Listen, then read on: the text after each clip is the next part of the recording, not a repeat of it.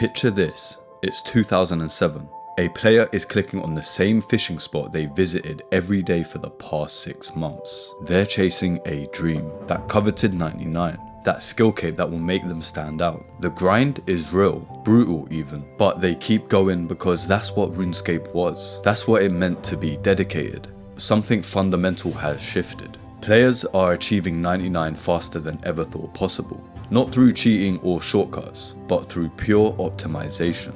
Through years of collective knowledge being refined into methods so efficient, they seem to break the very rules the game was built on. And here's what makes this fascinating. You might have heard people say that getting a 99 now in RuneScape is way easier than it was back then. But that's not quite the full story, because while the methods are faster, they require something else entirely. Either massive amounts of gold, incredible focus, or both. Therefore, what we're really witnessing isn't the game becoming easier, we're watching it evolve. And just as a side note, I just want to say thank you so much for 1k subs. Only 6 weeks ago there was 100 of us, and now we're at 1000. I appreciate anyone joining me on this journey, and 2026 for OSRS is looking really good. At number 10 we have defense at roughly 37 hours. And this one's fascinating as defense is a combat skill. You'd expect it to take as long as attack or strength, but it doesn't, therefore something unusual must be happening. That something is maniacal monkeys. Here's how the discovery happened. Players were already chinning these monkeys for ranged experience. The monkeys stack nicely, the area is perfect for multi-combat, and the rates were incredible. But then someone had a thought. What if we used the defensive attack style? Suddenly, defense training was revolutionized. With chin chompers and the defense style, you're looking at 300k defense experience per hour. But here's what makes this method truly special. Your effectiveness isn't tied to your defense level at all. It's tied to your ranged level. Therefore, a level 1 defense account with 90 range can train defense faster than a level 80 defense account with low ranged. The normal rules don't apply. People might say this method feels illegal or broken, but it's neither. It's just optimization taken to its logical conclusion. Someone found a mechanic that rewards a different skill than the one that's being trained, and the community ran with it. People might say this devalues the achievement of 99, that making it so quickly removes prestige. And there's definitely truth to that, but consider this. Prestige in OSRS has always been relative. When one player has unlimited time but no money, grinding slowly is impressive. When another player has unlimited money but no time, getting it done efficiently is the achievement. Therefore, the skill cape means different things for different people, because OSRS accommodates to both approaches. And that's beautiful in its own way. The cost sits around 30 to 50 mil depending on the chin chomper prices. But for 37 hours for a 99, many players consider that a bargain. And once you understand just how valuable high defense is for endgame content, that investment starts to make even more sense.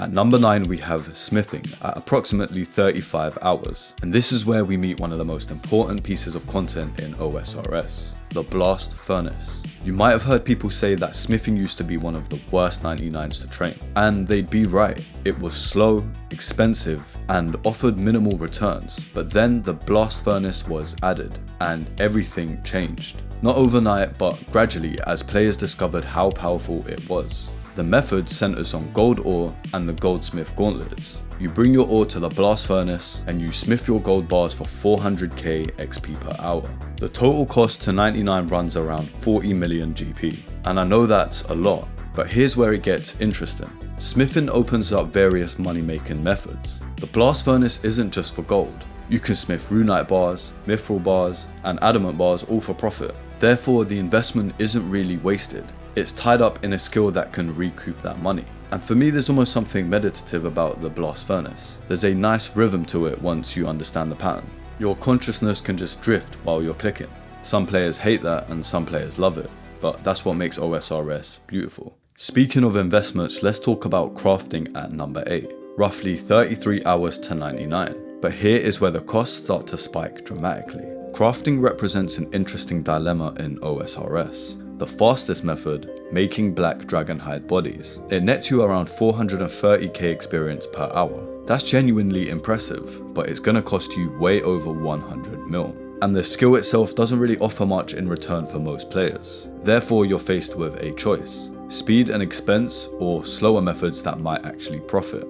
The discovery of dragonhide body crafting as optimal training wasn't revolutionary. Players knew it would be fast. But what changed over time was the accessibility, as more money entered the game through various sources. As more players reached endgame and had larger banks, suddenly dropping 100 mil on crafting went from impossible to merely expensive. People say crafting is a waste of money, but that's not entirely fair. Because while the skill itself isn't immediately useful, what you're really buying is time. A lot of players have already maxed out their main account in the way that the game is supposed to be played, so maybe on their next account they just want to speedrun to 99. Those 33 hours represent one of the faster paths to 99, and for players who value efficiency, that time saving has value. Therefore, it's not waste, it's a trade-off. And here's something interesting about expensive skills that doesn't get discussed much. They change how you think about the game. Once you've dropped 100 mil on something, you start appreciating money-making methods differently. You strategize more, you become more calculated. That mindset shift can be worth more than the gold itself. At number 7 we have Herblore, sitting at around 31 hours. And if you thought crafting was expensive, Herblore is here to drain whatever's left in your bank. The fastest method is making Saradomin brews at 81, which provides around 450k experience per hour. But getting to 99 this way will cost you 100 million GP. Possibly much more depending on current prices. And unlike smithing where you're making some bars with value, or even cooking where you might profit, with Herblore you're selling potions that cost way less than the ingredients needed. Therefore you're essentially converting gold directly into experience with nothing to show except for levels. Herblore might be considered a flex skill, something to train to show you're wealthy. Or if you're like an Iron Man or just someone who likes to grind, then someone who's put in a lot of time. And there's truth to that, but there's more to the story.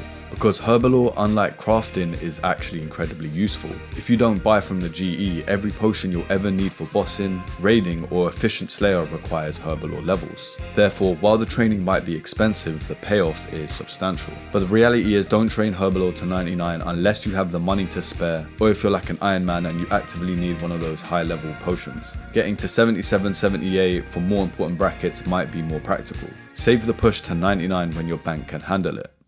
Okay, now we're getting into some really fast skills. At number 6 we have Firemaking at roughly 29 hours. And Firemaking is special as it's one of the first skills on this list that won't bankrupt you. For years, and we're literally talking 2 decades, Firemaking was considered the most useless skill in RuneScape. You could light logs on fire, that was literally it. But then we got Wintertod, and this is when everything changed. Not just for Firemaking, but how we think about skill training in general. Wintertod isn't just a training method, it's a social experience. Dozens of players working together, feeding braziers, keeping the cold at bay. There's cooperation, rhythm, and most importantly, there's community. You can get 300k experience per hour at Wintertod, but if you want to push even harder, burning redwood logs at level 90 can net you over 500k experience per hour. And here's the best part, the cost is maybe 10 mil, sometimes less. Therefore you're getting competitive experience rates at a fraction of the cost compared to Herblore or crafting. This represents old school RuneScape at its best. The developers took a useless skill and made it not just viable, but really fun. That's respect for both the game's history and the player's time. At number 5 we have cooking at approximately 28 hours.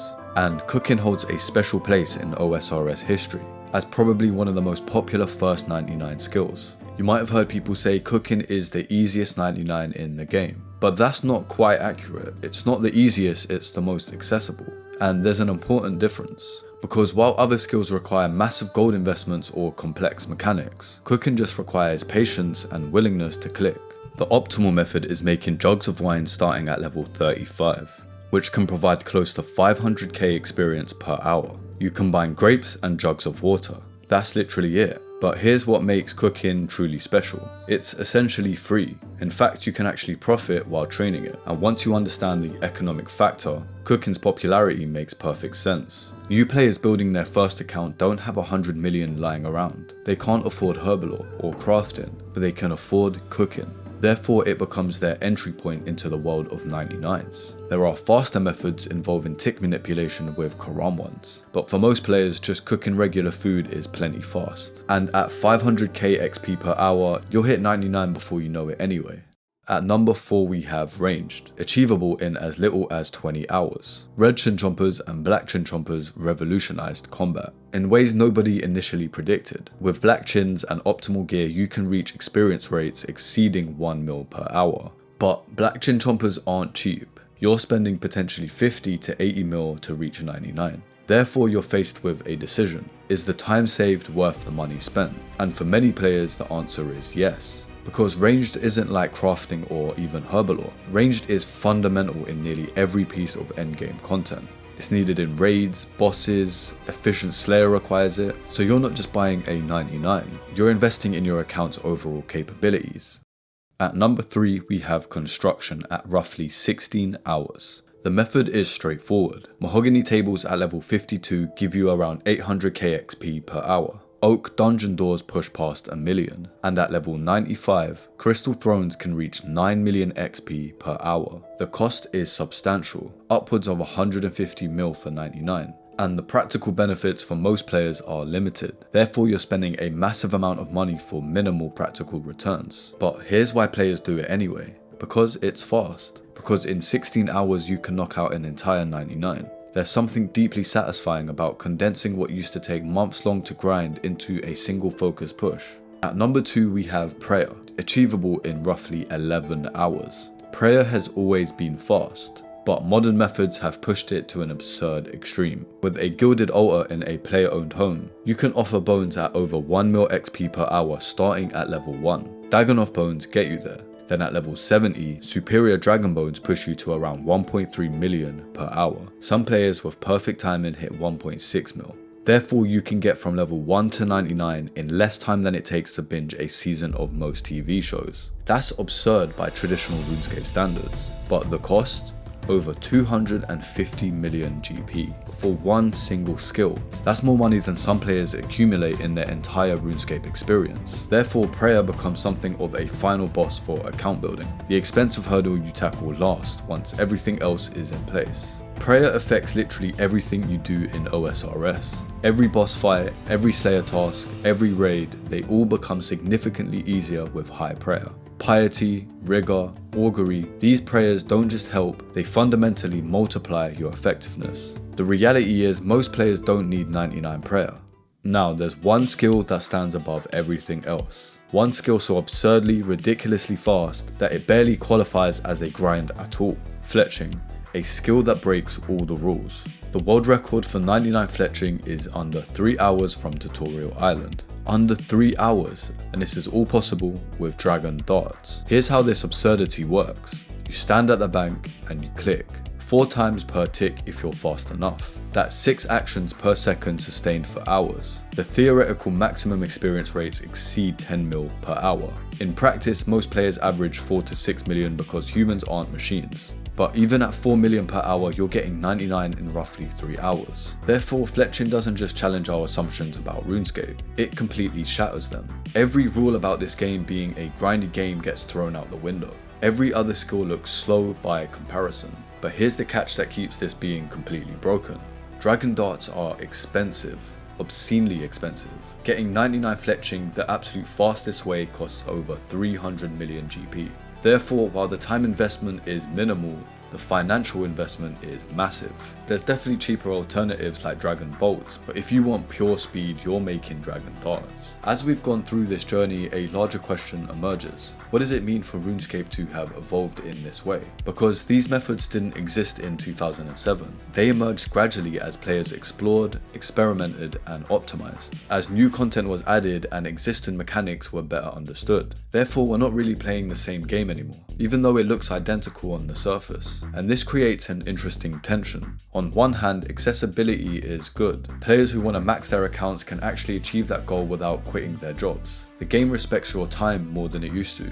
But on the other hand, something gets lost when you can speed through skills in days that used to take months. The journey becomes less meaningful when the destination is so close. People will debate on which approach is better, the slow grind or the fast push. But I guess that's the wrong question, because both are valid in their own right. Both are a part of what makes OSRS special. The game evolved to accommodate different playstyles, different priorities, and different definitions of achievement. Therefore, there is no single right way to play. These fast 99s represent knowledge, collective, refined, perfected knowledge, built over 2 decades of players exploring every corner of Gillinor. That's the old school RuneScape worth celebrating. Not a game frozen perfectly in 2007, but a living ecosystem that grows and changes while staying true to its core identity. Thank you so much for watching this video. I really hope you enjoyed it. Drop a like and a subscribe if you want to make my day. Tap the video on screen if you want to see how the new skill in OSRS just changed the entire game. Until the next one, peace.